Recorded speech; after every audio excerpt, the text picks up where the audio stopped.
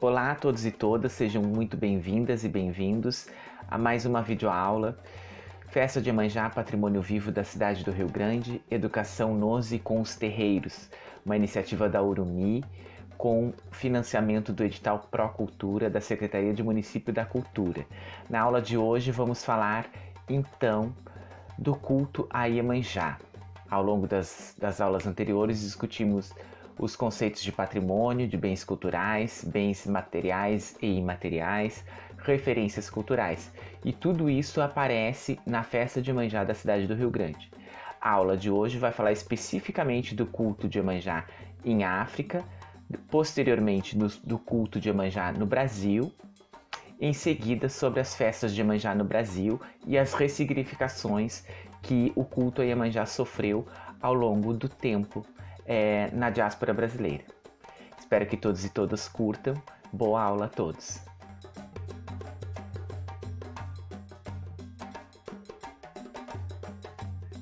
Retomando então ao conceito de patrimônio vivo, já que o nome do curso é Festa de Iemanjá, Patrimônio Vivo da cidade do Rio Grande.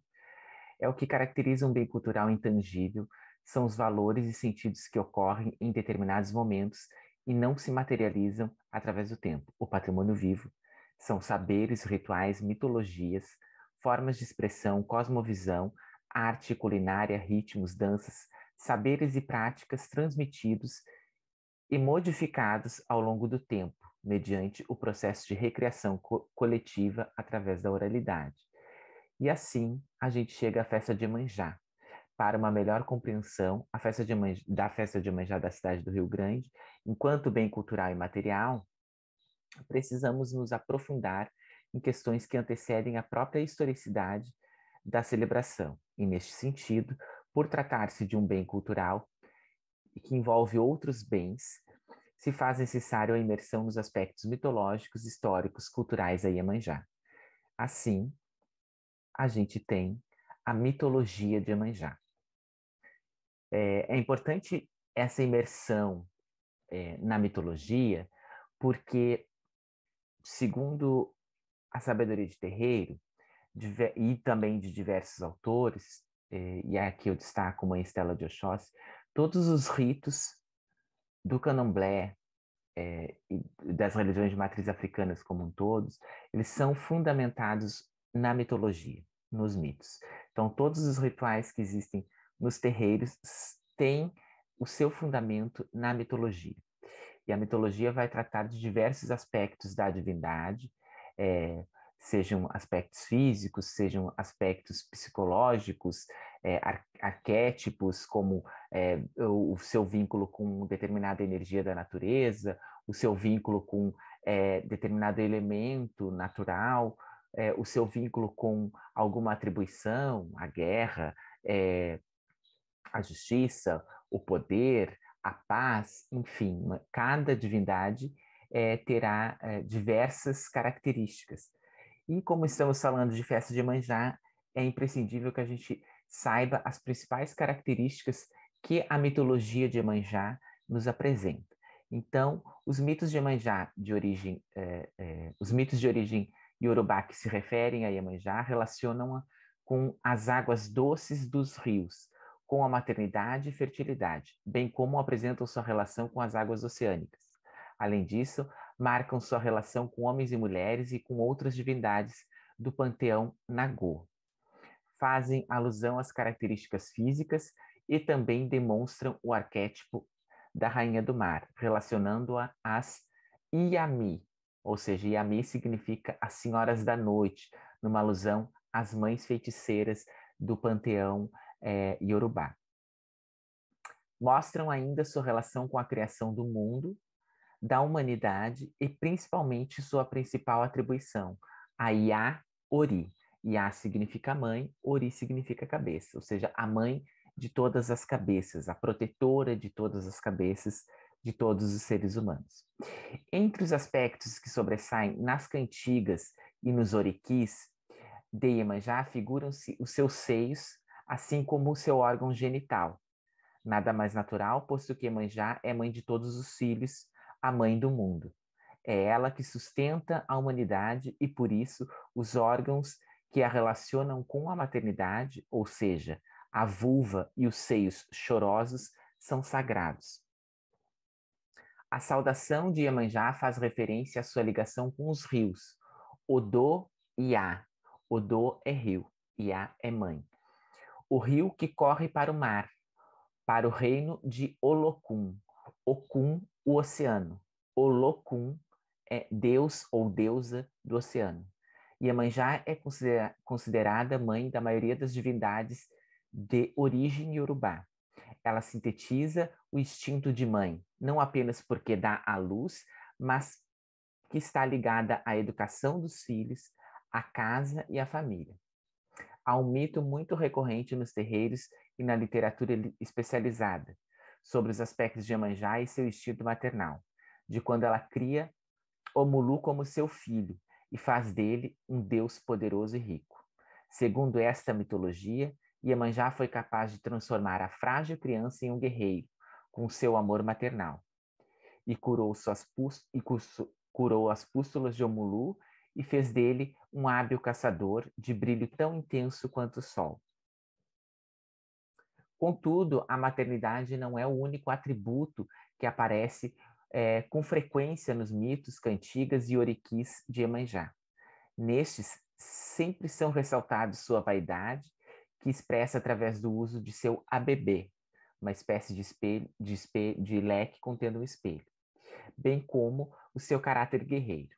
Antônio Rizzeri vai sintetizar outras características importantes para a compreensão do culto a Iemanjá em África e no Brasil.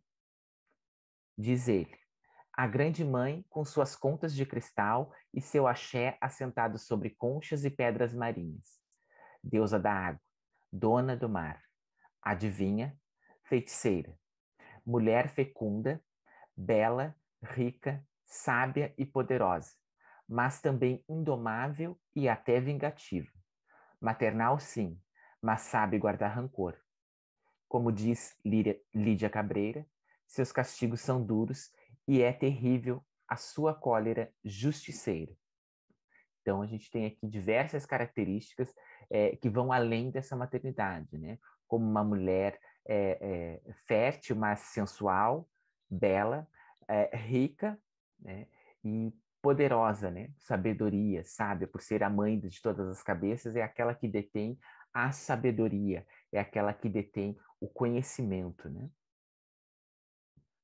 Iemanjá, o nome, né? O seu nome iorubá significa Yeye Omo Ejá, mãe cujos filhos são peixes. É orixá do povo de Ebá, né? Uma nação iorubá estabelecida outrora entre a região de Ifé e Ibadã, onde existe ainda hoje um rio chamado Iemoja. As guerras entre as nações iorubá levaram o povo Ebá a emigrar em direção a oeste, para a localidade de Abeokuta, no início do século XIX.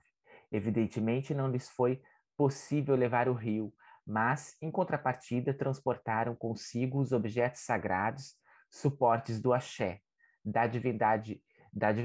E o rio Ogum, que atravessa a região de Abeokuta, tornou-se, a partir de então, a nova morada de Iemanjá. Isso os estudos de Pierre Verger apontando lá na década de 50 do século passado.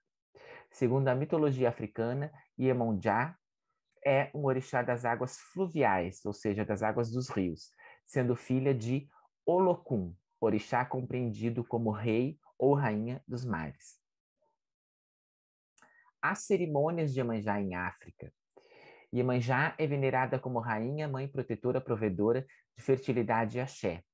Seus numerosos rituais e papéis mitológicos são abordados numa rica variedade de cerimônias e discursos diários, semanais e anuais, sendo estes últimos com cerimônias mais complexas e elaboradas, que começam no final de abril ou no começo de maio e duram normalmente 19 dias.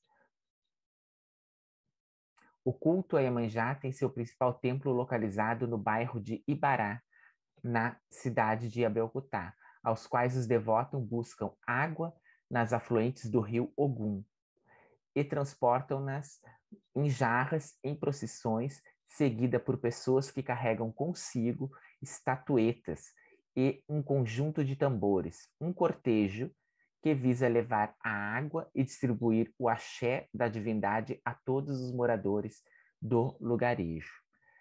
E aí, aqui, essa é a descrição também de Pierre Berger na década de 50, 60, lá em África. A cerimônia em África ainda, segundo Omar Tunkara, explana ainda que todas as imagens de Iemanjá são levadas de seus lugares individuais ao santuário principal, no distrito de Ibará. Lá, são alinhadas numa ampla varanda no interior do santuário, em frente aos preceitos mais secretos e sagrados de Iemanjá. Essas imagens recebem uma porção de toda a comida e sacrifício animal dedicado a Iemanjá, e acredita-se proporcionar uma renovação de energia. As esculturas mostram o papel de Iemanjá como mãe provedora da alimentação, protetora vigilante e agente de fertilidade. Um colar especial feito com vários fios, com pequenos cristais transparentes presos a 2 ou 3 fios maiores de miçangas nas cores vermelhas, brancas e azuis.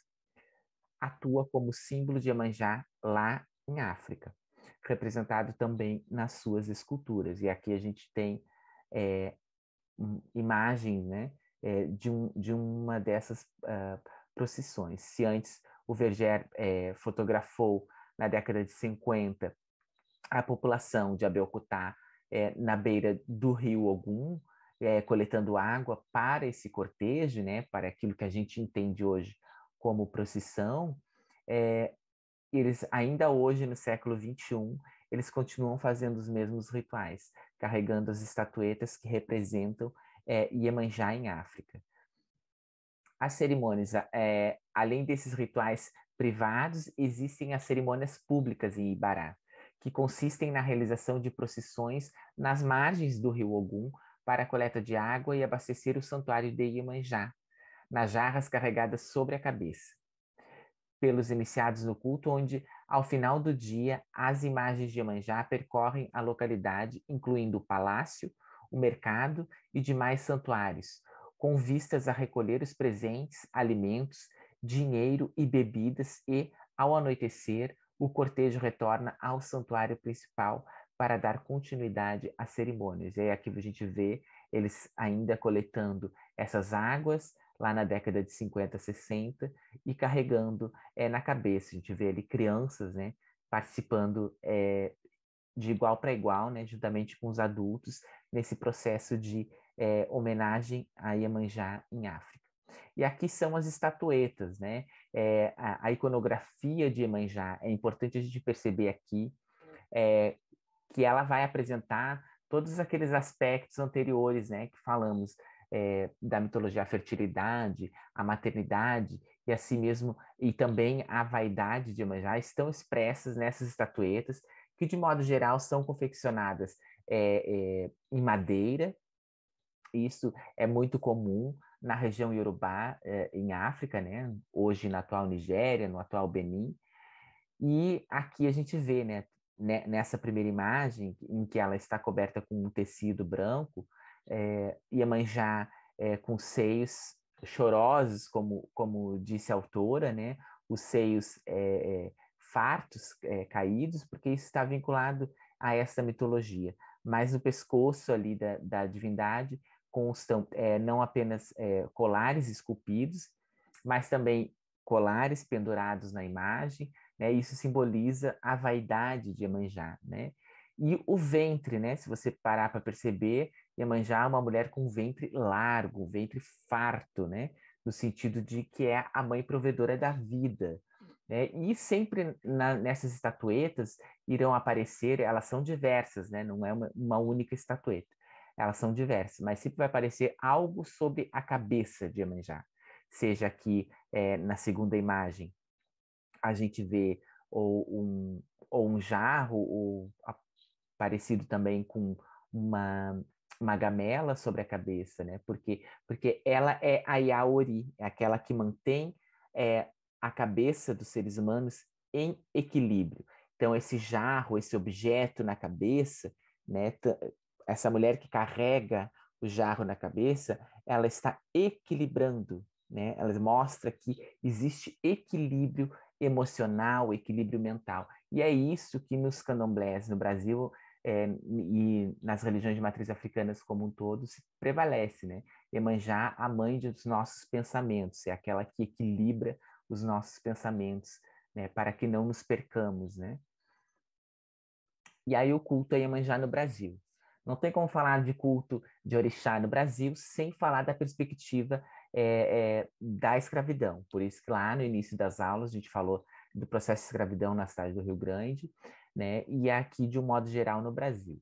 Com o tráfico de africanos para o trabalho escravo no Brasil, o culto a Iemanjá e demais orixás do panteão afro-mitológico sofreu diversas ressignificações devido aos encontros aculturativos intra- e interétnicos, tanto nas regiões de origem, ou seja, tanto lá em África, com o processo de colonização de África, né, quanto na acelerada dinâmica de formação da chamada cultura afro-brasileira, tanto com a colonização no Brasil. Nesse sentido, o culto a essa divindade transformou-se e, com isso, este orixá assume no Brasil o protagonismo de divindade das águas oceânicas. Segundo Damasceno, Iemanjá é miticamente considerada filha do orixá Olocum, o oceano. No Brasil, o culto ao Olocum perde a sua importância para Iemanjá, que se torna a rainha das águas salgadas. Já para Juana Santos, o vínculo de Iemanjá com as águas do mar se dá pela extensão do litoral brasileiro, onde é cultuada intensamente pelos pescadores e o povo em geral.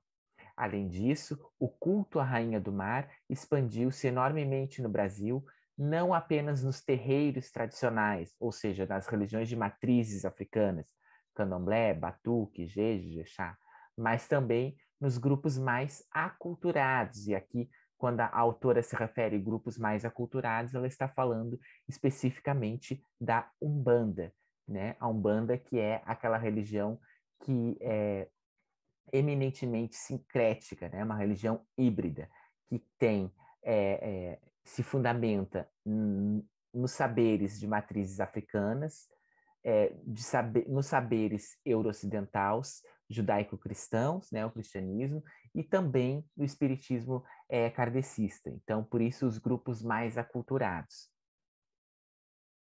O culto a Iemanjá no Brasil, ainda em relação à simbologia, né? Os símbolos de Iemanjá, né? Também vai ser transformado, contido nas comidas rituais de Iemanjá, por exemplo, nos terreiros de candomblé, se oferta a Iemanjá aves brancas, né? Galinha, patas, pombas, bem como carneiro, especificamente a ovelha, né? Aparecem como principal oferenda ritual. Os pratos votivos são sempre à base de peixe e de frutos do mar, que relacionam a divindade aos seus dois aspectos, né? A prosperidade e também a maternidade.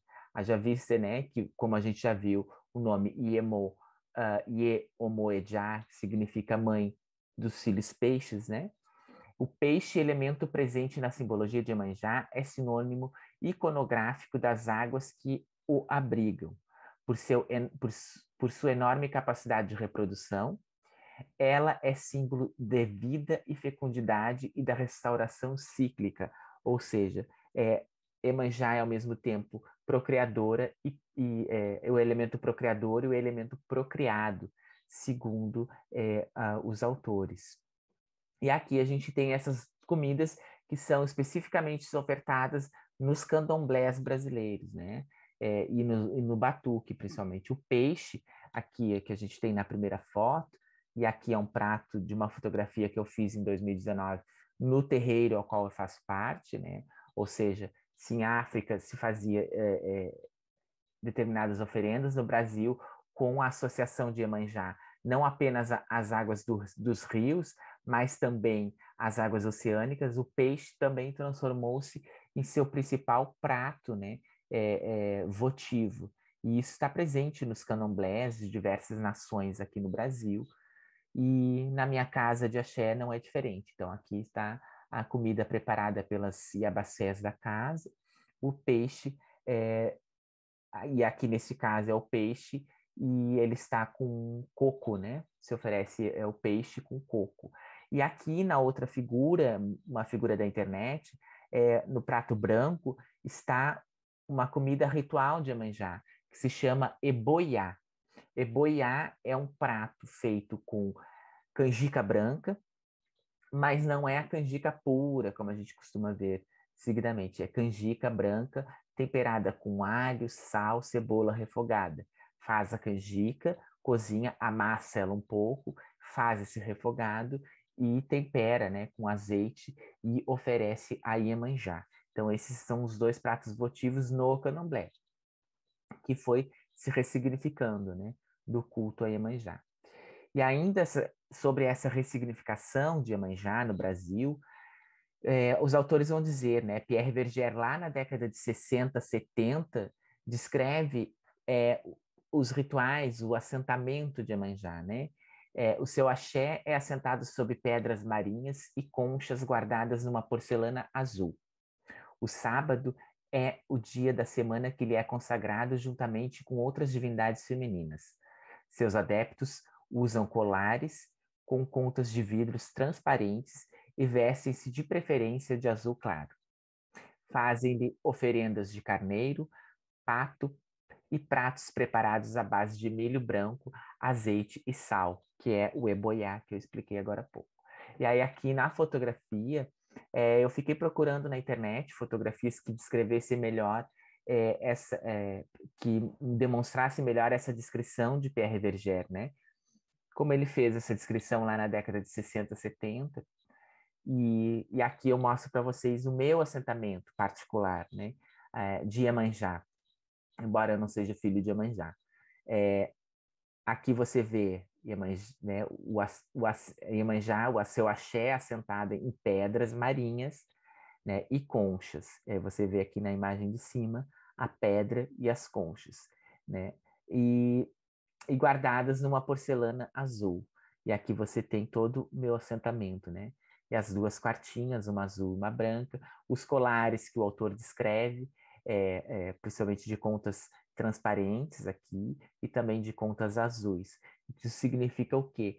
Que essa tradição oral permanece viva até hoje. Eu nunca fui ao Nordeste, eu nunca fui ao Sudeste, né? E ainda assim, através da oralidade, através da sabedoria ancestral, de meu pai, de meu avô de santo, de todas as pessoas que estão ligadas a mim diretamente na perspectiva ritual, eu mantenho o mesmo ritual descrito em décadas passadas, né? Então, aqui reside a importância desse patrimônio vivo, né? Desse patrimônio que se transmite oralmente. Então, como que eu, Marcelo Studinski, um homem branco do sul do Brasil, que nunca visitou outros estados brasileiros, tem esse conhecimento? É através da tradição, através do conhecimento, através da oralidade. Então, eu acho que é nessa perspectiva pensar o patrimônio imaterial, né? Não estou falando aqui de religião, estou falando de patrimônio imaterial. Todos os saberes, né, preservados na memória dos meus ancestrais, seja do meu pai de santo, do meu avô de santo, do meu bisavô de santo e assim por diante, permanecem vivas até hoje, porque é assim que eles aprenderam, assim que eles me ensinaram, e assim que eu, na medida do possível, vou ensinar outras pessoas, né? Então, eu acho que é aqui que reside a grande chave da gente saber lidar com essa perspectiva, né, do patrimônio imaterial, que vai se ressignificar, sim, ao longo do tempo, porque nós somos sujeitos ativos do nosso processo histórico e social, né? Então, o culto a Iemanjá, né, no Brasil ainda, nos candomblés, né, e aí quando eu falo candomblé aqui, eu estou me referindo especificamente às nações de candomblé, sobre a mitologia contida nos paramentos. O que são os paramentos? Quando o orixá se manifesta no corpo de seus filhos, nos candomblés costuma-se vestir esses orixás. Iemanjá dança no terreiro carregando o ABB, uma espécie de leque feito de metal branco, seja de latão, de níquel ou de prata, né? Ou ainda de madeira, contendo um espelho no centro. Compondo ainda sua indumentária, a rainha do mar, nas festas públicas, usa uma coroa prateada chamada de adê e um alfange. E aí, olhando aqui nessas figuras, você vê aqui, nessa iconografia de Iemanjá, ela segura na mão o ABB, né? Que é essa espécie de leque que contém um espelho. Na segunda figura, esse leque está num formato de peixe que ela segura na mão esquerda, né? O alfange que o texto fala é esta espada que está na mão direita aqui, de Iemanjá. E o AD é a coroa, né? A coroa que todas as Iabás vão usar, sobretudo que vão cobrir o seu rosto. E isso é presente, né? Sempre que uma Iaô, uma Ebome manifesta de orixá, esses orixás vão ser paramentados nos candomblés, né? Então, porque isso faz parte das tradições dos candomblés, né? A vestimenta. E as cores de Iemanjá no candomblé vai ser sempre azul, clarinho, né? Ou ainda verde água, né? Em muitos casos. Dos colares são a conta transparente e a conta azul. E aí aqui, quando elas estão manifestadas, você consegue visualizar melhor o que eu descrevi, né? Elas com o AD, com a coroa, carregando o ABB, né? Em alguns tons diferenciados de azul. E aqui, na imagem menor, eu destaco o alfange, né? Porque Iemanjá também é um orixá guerreiro. Iemanjá também é um orixá que lutou. Iemanjá também é um orixá para além dessa maternidade, né? É aquela que luta pelos seus filhos, é aquela que luta pela integridade da sua família. Então, por isso que ela carrega essa espada, porque ela defende o seu reino, defende os seus filhos. Então, vai estar sempre associado, né? Como uma orixá guerreira também, principalmente em sua versão mais jovial, chamada de Iemanjá Oguntê. E o espelho, né? O ABB, o espelho, que demonstra toda a sua feminilidade, a sua vaidade, né? Iemanjá é uma rainha. Então, por isso, e é toda rainha, ela também vai estar associada à sedução, à beleza. O espelho também está vinculado à magia, à feitiçaria. Isso tudo faz parte da complexa mitologia e simbologia de Iemanjá. E aí Pierre Verger também vai dizer lá na década de 60, né, que no Brasil Iemanjá é latinizada, né, foi latinizada na forma, né, pois é representada por uma estatueta de sereia com longos cabelos. Aqui ele falava especificamente já desse processo de aculturação da própria imagem de Iemanjá. Se em África a gente tinha aquelas estatuetas de seios chorosos, né, de seios fartos e ventre farto, aqui no Brasil ela já vai estar associada já a essa perspectiva andrógena, né, metade peixe, metade mulher, que vai estar vinculada não apenas às sereias europeias, mas também às culturas indígenas, né? As mitologias das Iaras, das Nereidas, das Eleidas, né, que são as sereias, tanto do mar quanto dos rios brasileiros. Então, Iemanjá também vai estar associada a esta nova mitologia que os africanos e afrodescendentes se encontram aqui no Brasil, né, que é essa troca de saberes com a população indígena e com a população europeia. E aí, neste caso, é possível dizer que a iconografia de Iemanjá sofreu um processo de destruição de seus elementos que expressam a estética negra. Né? No momento que ela foi latinizada, os cabelos ornados por trança ou qualquer penteado de inspiração africana, eles desaparecem. Eles vão aparecer, então, o cabelo alongado, mais puxado para liso na perspectiva europeia ou na perspectiva indígena, né? O uso de colares e do vestuário estampado, que é comum em África, no Brasil ele vai se desaparecendo, né? E aí esse processo de ressignificação, ó, nessa teia de significados, Iemanjá seria como figura marinha, ora mãe e procriadora de peixes e pesca farta aos pescadores. Ora a sereia sedutora, sensual e mortal, porque aí vai se fundir com o mito da sereia, aquela que atrai o pescador para o fundo do mar. constata-se uma ambivalência, um caráter múltiplo e, se não contrastante, pelo menos em certa medida paradoxal, de sua imagem. Iemanjá é uma, a grande mãe, e múltipla, a que gera e aniquila, ama e devora. Em termos simbólicos, e aí na simbologia, Iemanjá é a grande representante do terrível poder feminino de geração e destruição, de morte e da vida. Esta característica mítica de Iemanjá permaneceu no Brasil sob nova roupagem. E a roupagem que a autora se refere vai ser esta iconografia de Iemanjá. Quando a gente fala a palavra Iemanjá para qualquer pessoa no país, a primeira imagem que vem à cabeça é esta, né? Porque é a imagem mais difundida de Iemanjá, né? E aí a Cristiane de Barros vai explicar que essa nova roupagem de representação de Iemanjá no Brasil a aproxima das características da grande santa católica, né? Maria, mãe pura, virgem, branca e branda, que lhe distancia de outras características presentes na mitologia iorubá, na qual também é mãe, mas não deixa de ser e ter atitudes bravias. Lembram da espada que eu falei que Iemanjá usa? Corajosas e até mesmo perigosas, vingativas. Conforme a autora, Iemanjá é a única divindade africana a ter sua representação, a sua imagem exclusiva no Brasil. E a imagem exclusiva é essa que a gente está vendo na fotografia aí.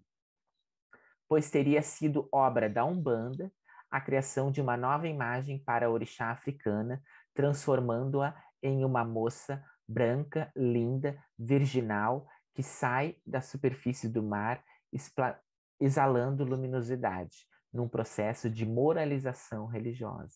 E aí aqui a gente vê, né, Iemanjá, se você comparar com diversas outras santas católicas, essa posição das mãos, né, é idêntica à Nossa Senhora das Graças, a outras santas, né, que são as aparições de Maria, esse rosto fino, angelical, o seio de Iemanjá nesta imagem já não é um seio tão grande quanto na representação mais africana, como a gente viu nas estatuetas, né, os seios chorosos. O ventre de Iemanjá não é grande, ou seja, ela não se apresenta como uma mulher gorda, né, farta, como nas estatuetas africanas se apresentavam, né? Então ela já tem uma postura mais, entre aspas, elegante na perspectiva de padrão imposto da moda. O cabelo, como eu já falei, é liso, né?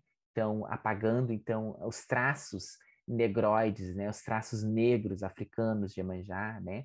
Você vê ali um rosto fino, enfim, é um processo que toda as religiões de matriz africanas vão passando ao longo do Brasil. Isso não, a gente não está aqui dizendo que é culpa de alguém, mas que a gente vive num país eminentemente racista, que um dos orixás que sobreviveu a esse racismo foi Iemanjá, né? Então, mas para sobreviver, transcender esse processo racial, a imagem dela também precisou ser alterada, né? Precisou ser modificada. Não apenas um sincretismo de associação com as Nossas Senhoras, mas uma imagem específica. E não foi somente a imagem de Iemanjá que vai ser ressignificada, né? Lembra que lá anteriormente eu falei da comida de Iemanjá, nos candomblés, o peixe, o eboiá, aquela canjica salgada, ela também vai ser ressignificada, né? Pelo processo de aculturação. Não foi somente a imagem, né, Yorubá, muitos de seus símbolos, seus rituais litúrgicos também passaram por releituras e adaptações características do processo de aculturação e hibridismo cultural, como é o caso das oferendas. Se antes a gente tinha só o peixe e o eboiá nos candomblés, hoje a gente já vê nos cultos de matriz africanas as comidas votivas continuam ainda sendo peixe e a canjica branca, e agora podemos ver que também permanecem acompanhados de doces, eles vão de doces de diversas qualidades, né? À base de coco, sobretudo. As flores vão aparecer, os espelhos, perfumes, espumantes, bijuterias, bem como as frutas tropicais, como a melancia, etc. Tudo aquilo que possa representar não apenas a mitologia iorubá, mas a complexidade da cultura afro-brasileira, ou seja, os elementos negros, indígenas e brancos. E também vai aparecer a característica também econômica, né? Quanto mais farta, quanto mais objetos que vão estar vinculados ao poder aquisitivo, né? Essas oferendas também vão sendo ressignificadas, né? O comércio do perfume, da cidra, da vela, enfim, outras coisas foram inseridas, né? Foram sendo agrupadas nesse processo de culturação. E aqui é importante lembrar que a oferenda, ofertar algo, né, a qualquer divindade, não é uma exclusividade das religiões de matriz africanas, né? O próprio cristianismo, né, católico popular lá da Idade Média tinha esse costume, né, de ofertar, de fazer oferendas a Cristo, a Deus, né, o carneiro, o cordeiro, se fazia sacrifício de animais. Com o tempo, eles foram excluindo essa parte, por exemplo, do cristianismo. Mas nas culturas negras isso prevalece até hoje, nas culturas indígenas prevalece até hoje, e na cultura afro-brasileira, né, nas religiões afro-brasileiras, elas também vão permanecendo ressignificadas. E aí, estas oferendas vão estar presentes nas festas de Iemanjá no Brasil. E aí, aqui, de um modo mais, numa síntese possível, eu vou falar um pouquinho, né, das festas nas regiões brasileiras. Não tem como aqui, nesse vídeo, eu falar de todas as festas de Iemanjá do país, mas as festas de Iemanjá também foram ressignificadas, assim como o culto à divindade. Culto é uma coisa, é o que se faz dentro do terreiro. Festa, né, são cerimônias públicas e, sobretudo, nessa perspectiva de celebrar, né, que é o que a gente conhece. Então, as festas de Iemanjá ocorrem anualmente em função do sincretismo afro-cristão. Estão associadas às datas das santas católicas correspondentes.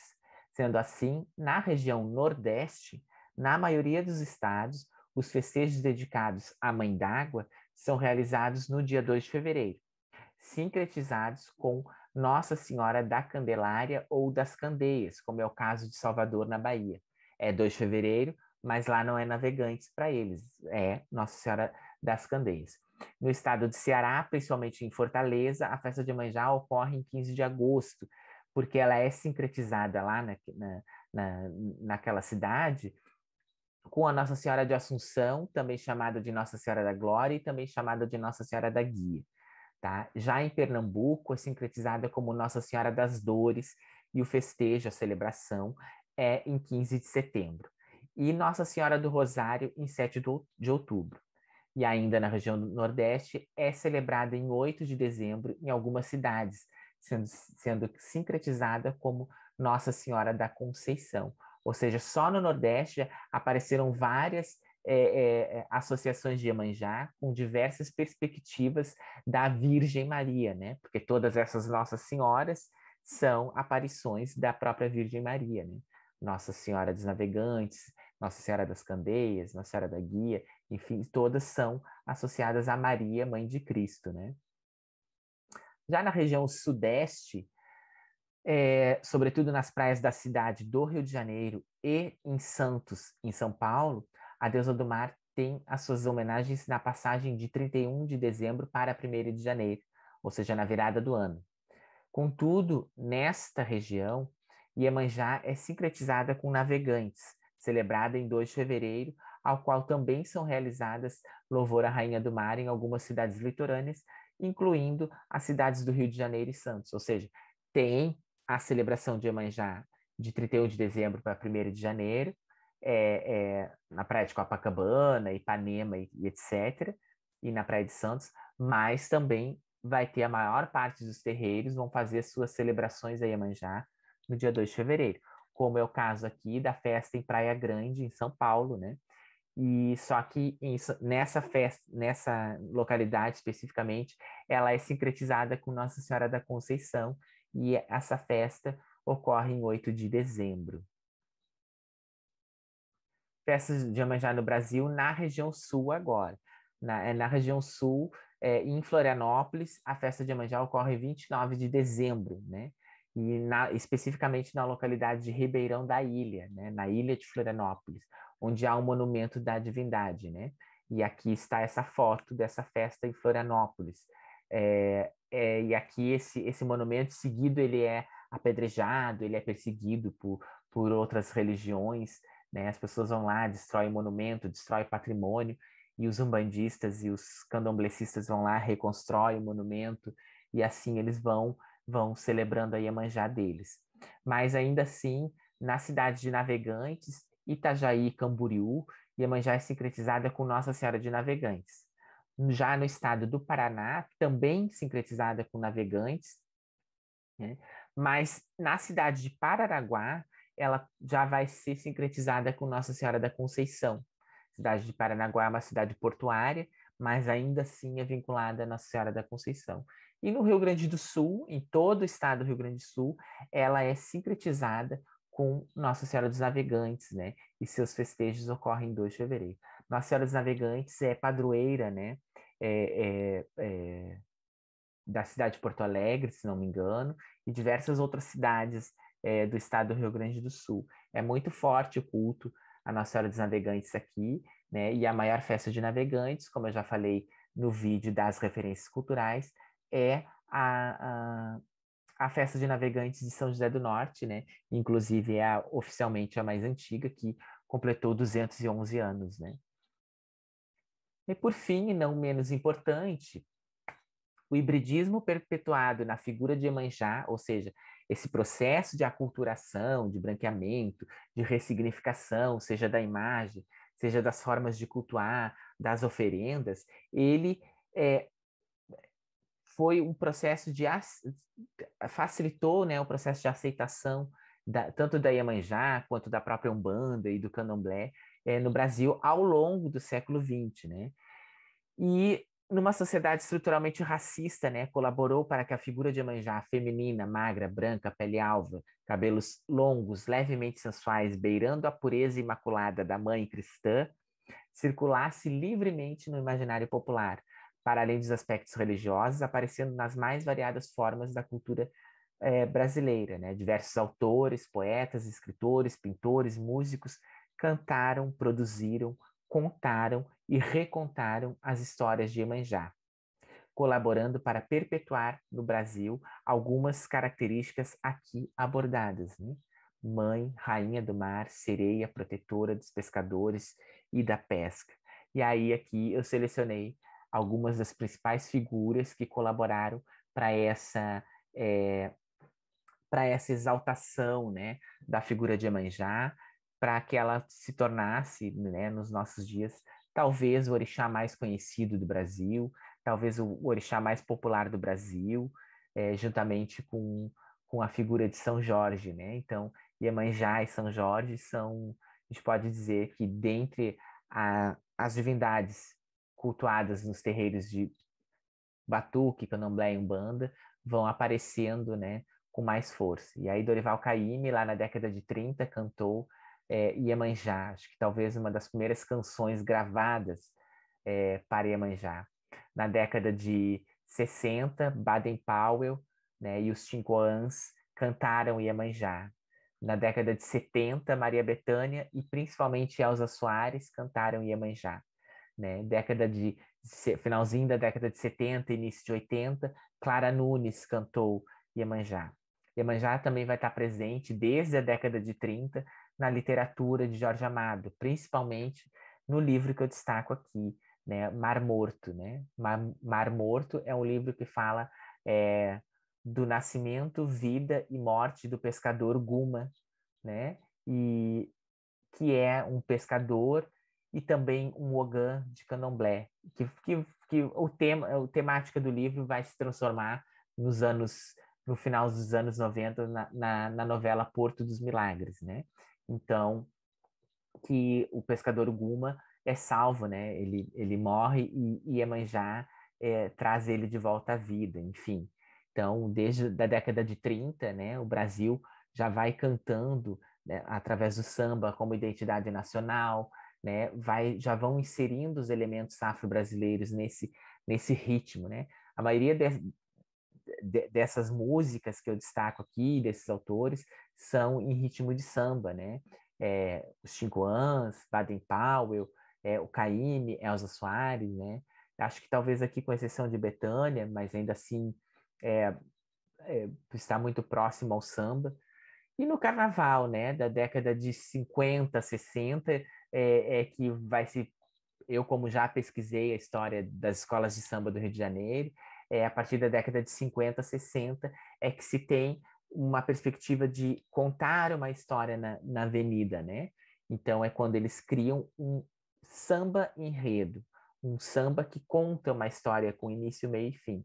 E aí, Fernando Pamplona, um dos grandes carnavalescos lá da década de 60, ele começa a introduzir os elementos afro-mitológicos, né? Os sambas afro, como se dizia, é, nas escolas de samba, principalmente no Salgueiro, né?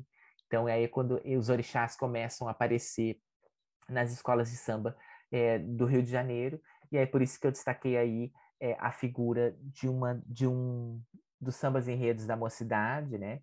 Em que falava das águas, né? O poder das águas, e Iemanjá aparecia. E aqui no cantinho, por último, né?